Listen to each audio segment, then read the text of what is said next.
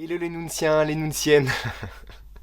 Hello les loulous, comment ça va? Non, on va faire simple. Hello les gars, j'espère que ça va, j'espère que, bon, en ce moment tout va bien pour vous, hein. Deuxième fois que je demande si ça va, déjà la vidéo commence très bien. Non, en tout cas j'espère que vous faites des belles lectures. On se retrouve pour les achats et lectures du mois d'avril, hein. Oui, on est bien au mois d'avril, donc on perd pas de temps, on va commencer comme d'habitude. C'est parti. Déjà, on commence avec tout ça. Donc on a Iriasumi tome 4, Subutei tome 1, The World is Listening tome 2, Oaweshi 21, Welcome Back Alice 2, Pilote Sacrifié 7 et Oni Gorishi tome 1 et tome 2 que j'ai déjà lu et dont je vous ai parlé dans cette vidéo là où la fiche s'affiche juste là ou là, je ne sais pas trop, là je pense. Voilà, donc vous pouvez déjà aller voir ça, hein. Ça c'est des achats que j'ai fait ce mois-ci et donc je donne mon avis dans la vidéo, donc vous pouvez aller voir comme ça, hop. On gagne un petit peu de temps ce mois-ci pour faire le bilan des lectures. Et maintenant on va un petit peu passer, voilà, pêle-mêle tous les achats et lectures. Voilà, je vais faire un peu un mix, je vais pas faire cette fois-ci achat et après lecture. Non, là je vais faire un mix. Et dans la vidéo je vous ai montré là juste avant, donc je parle juste avant, je vous dis que je termine Girl Last Tour. Voilà, donc là bon, il n'y a pas forcément d'intérêt quand je parle de Girl Last Tour d'aller voir, mais bon. J'ai fini Girl Last Tour, donc en lisant le tome 4, le tome 5 et le tome 6, voire même le tome 3, je ne sais plus trop. J'ai bien enchaîné là en 2 semaines les lectures parce que j'en ai énormément comme je vous l'ai dit, donc j'essaye de rattraper au maximum. Franchement c'était cool, une bonne petite fin qui nous laisse sur voilà, des questions, des questions par rapport à nous humains, qu'est-ce qu'on fait là, pourquoi on est sur Terre, etc. etc. Voilà, c'est dommage de quitter nos deux petites héroïnes que je commençais vraiment de plus en plus à apprécier. Mais au moins il y a un petit fil conducteur de A à Z, il y a une histoire quand même bien construite, même si je pense que 2 tomes de plus peut-être que, bon après c'est pas non plus grand chose, hein, mais voilà, j'ai bien aimé. Dans l'ensemble, Girl Last Tour, je donne la note de 14-15, pas forcément plus, même si apparemment, bon, il y a peut-être d'autres personnes qui ont kiffé, mais moi je donne la note de 14-15 parce qu'il manque encore quelque chose pour que ça soit un petit peu plus, je sais pas, approfondi, un petit peu plus marrant, enfin qu'il y ait d'autres scènes. Parce que c'est très cool, hein. C'est vraiment une lecture très chill et moi des fois il me faut un peu plus d'action. Voilà, Girl Last Tour, on a fini avec ça et je le range juste là. Ensuite, j'ai acheté donc Blue Lock le tome 19 et Jujutsu Kaisen le tome 23. Donc ça, je le lis en scan. Même si Jujutsu Kaisen, j'ai trop du mal en scan. La bataille, elle est super longue. Je sais plus où on en est. Je sais pas trop vraiment ce qui se passe. Je sais plus qui n'est pas mort, qui est mort. Franchement, j'arrive pas trop à suivre. Et Blue Lock, là, j'ai repris il y a peut-être 2 semaines. J'ai lu 4-5 chapitres. Je me suis un peu éloigné là de cette période qui est actuellement dans Blue Lock. Je trouve que c'est un petit peu moins intéressant. Je trouve que les matchs ils se ressemblent à force beaucoup trop. Il y a pas trop de surprises. Enfin, voilà, j'ai un peu de mal à justement à être pris et à être surpris surtout comparé au début du manga. Je vais dire jusqu'au tome peut-être, je sais pas, 17 peut-être, je ne sais plus trop, mais où il y avait toujours enfin ça allait de surprise en surprise, il y avait toujours des rebondissements, et là il y en a un peu moins, voilà, donc juste pour faire une petite aparté, même si je les lis en scan, je les achète quand même. Ensuite on a Manchuria Opium Squad, hein, le tome 13, où notre bande maintenant est passée du côté de Shanghai, où elle met les pions en place, mais bien sûr elle doit faire face à de nouveaux ennemis. Ces ennemis sont aussi confrontés à d'autres ennemis, donc ça reprend un peu ce qui s'est passé, on va dire, dans les 10 premiers tomes, pour rebasculer dans une autre ville et repartir sur un peu le même principe.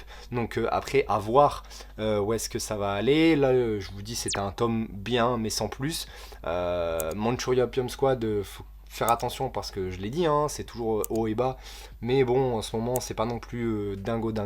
Même si on retrouve dans le manga certaines planches où les mecs fument qui manquaient depuis je sais pas combien de temps, où les mecs sont complètement tarés, ils changent complètement de visage, d'expression, et ça j'aime bien. Mais voilà, l'histoire elle stagne un peu. Au moins il y a un cliffhanger dans la fin de ce tome 13, donc hâte de voir la suite. Pareil, 2 petits achats, donc Ranking of King tome 13 et Tokyo Revenger le tome 29. J'ai 6 tomes de retard sur Ranking of King, donc va falloir vraiment que je m'y mette. Et j'ai 3 ou 4 tomes de retard sur Tokyo Revenger.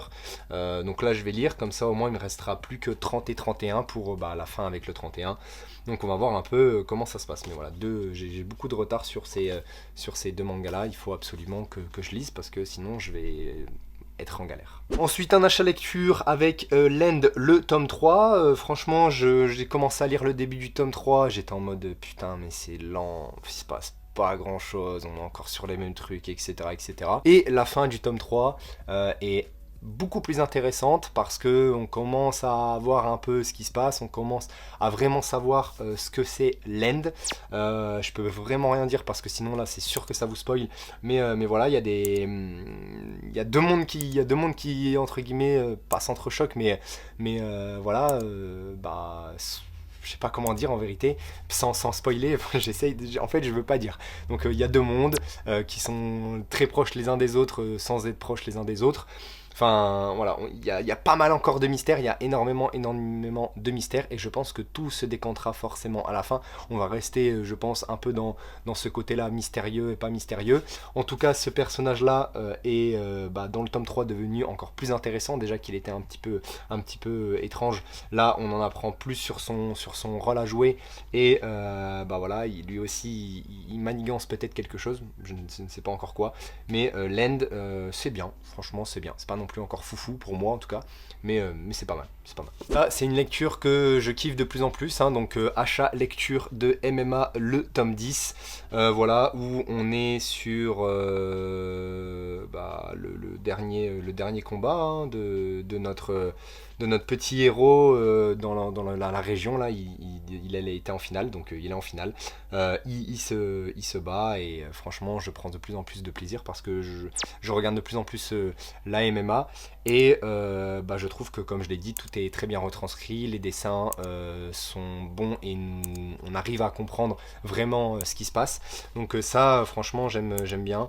Et voilà, c'est cool. Je me souviens même plus trop de la fin, mais je crois que non, la fin, ouais, c'est justement un petit cliffhanger encore une fois, un petit suspense pour savoir un peu le dénouement du dernier combat justement de ce tournoi régional qui peut te propulser dans un autre univers. Ensuite là pour le coup c'est une lecture parce que je les avais déjà, donc le tome 1 et le tome 2 de Sunny, donc de Taiyo Matsumoto. Le dessin franchement j'adore, je vous montre le dessin du tome 1, je vous montre ça, voilà, on va faire ça très, là je peux vous montrer, hop, le dessin est très très stylé, comme d'habitude, hein, Taiyo Matsumoto, moi j'adore son coup de crayon, je trouve que, je sais pas, il dégage quelque chose d'un petit peu particulier. Par contre pour l'histoire, bon pour l'instant c'est pas foufou, on est avec des orphelins, voilà, qui sont, enfin pas vraiment des orphelins, des enfants qui ont été un peu abandonnés ou qui sont orphelins dans un foyer. Là on a lui qui s'appelle Haruo je crois, il me semble, qui fait un peu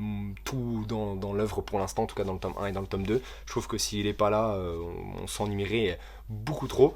C'est pour ça aussi que Taiyo Matsumoto est fort. Par contre, normalement, Sunny, ça raconte l'histoire justement d'enfants qui vont dans cette Sunny, en fait c'est la voiture là, et qui s'imaginent des choses. Donc moi je pensais que, je sais pas, à chaque tome, ou plus ou moins à chaque tome, ils rentraient dedans et ils s'imaginaient vraiment des trucs, parce que justement ils sont à l'orphelinat, et que bon, on sait très bien que l'orphelinat c'est pas dingue, alors je sais pas trop, j'ai jamais été, mais je connais des gens qui me disaient que c'était pas forcément foufou. Donc je pensais qu'ils partaient plus dans l'imagination, qu'ils partaient plus dans leurs idées et dans leurs petites histoires là d'enfants, parce que quand on est enfant, on s'imagine plein de choses, et il y a vraiment que le tome 1, 2-3 fois, mais très rapide, et je crois une fois dans le tome 2, et encore je suis même pas sûr.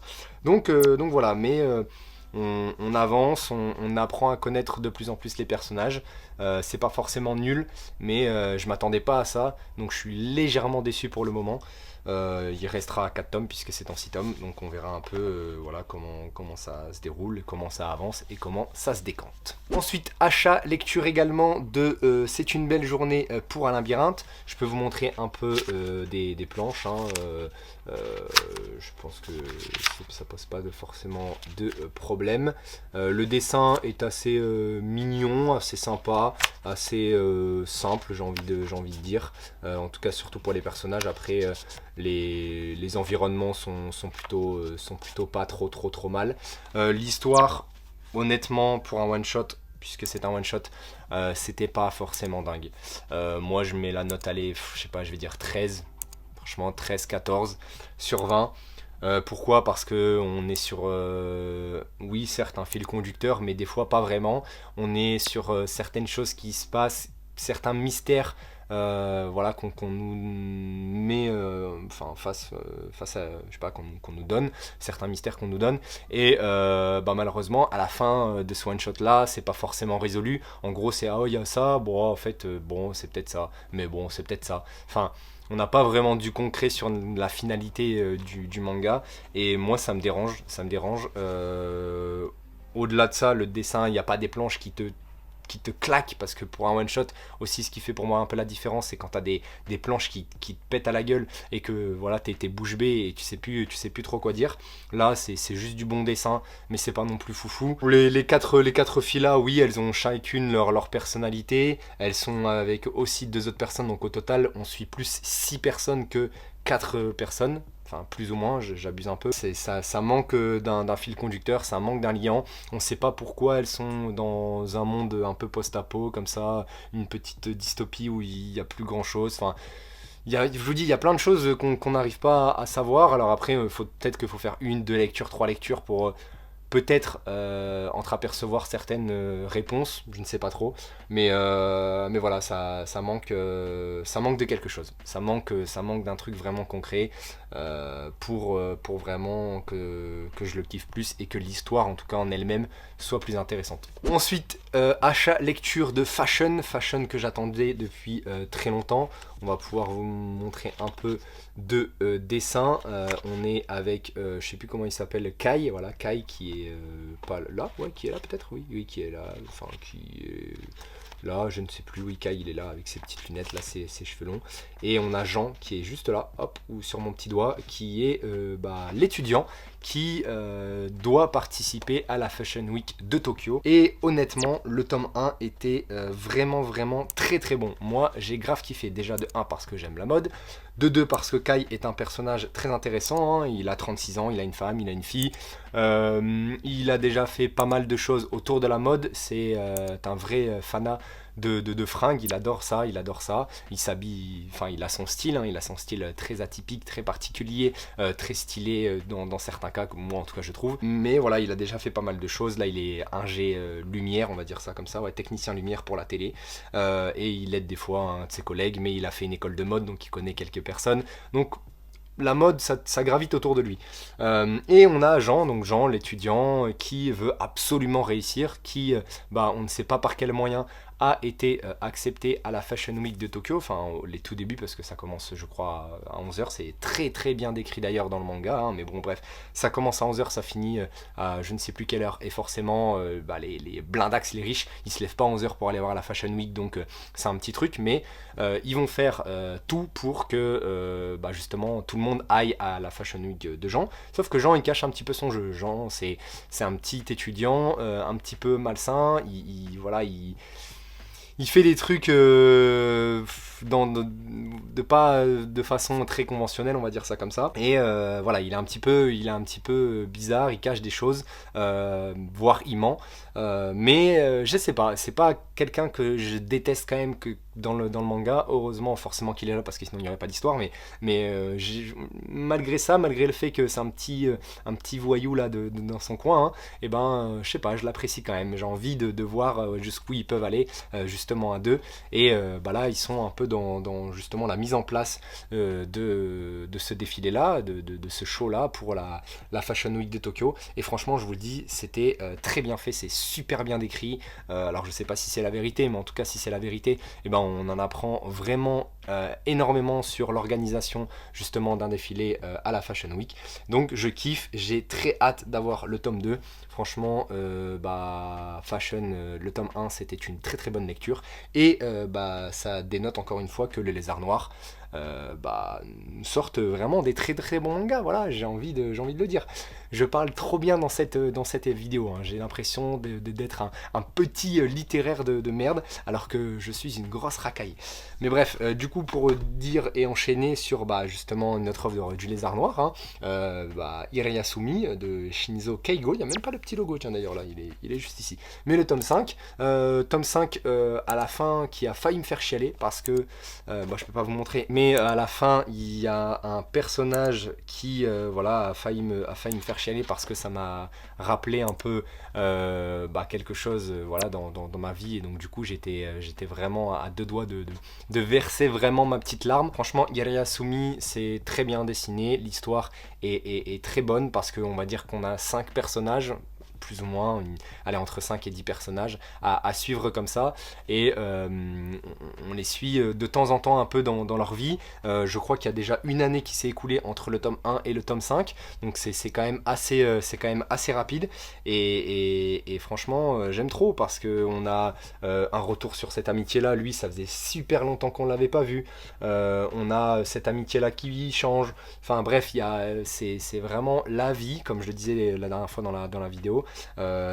C'est plein de petites choses de la vie qui se passent réellement dans Iriyasumi, et c'est pour ça je pense que ça a beaucoup de succès et que énormément de gens kiffent. Mais le tome 5 était pour moi meilleur que le tome 4, voilà, donc j'ai bien kiffé. Et ensuite, dernier, cette fois-ci juste achat, j'ai pas encore lu, mais c'est Evol, le tome 5, hein, de Datsushi Kaneko.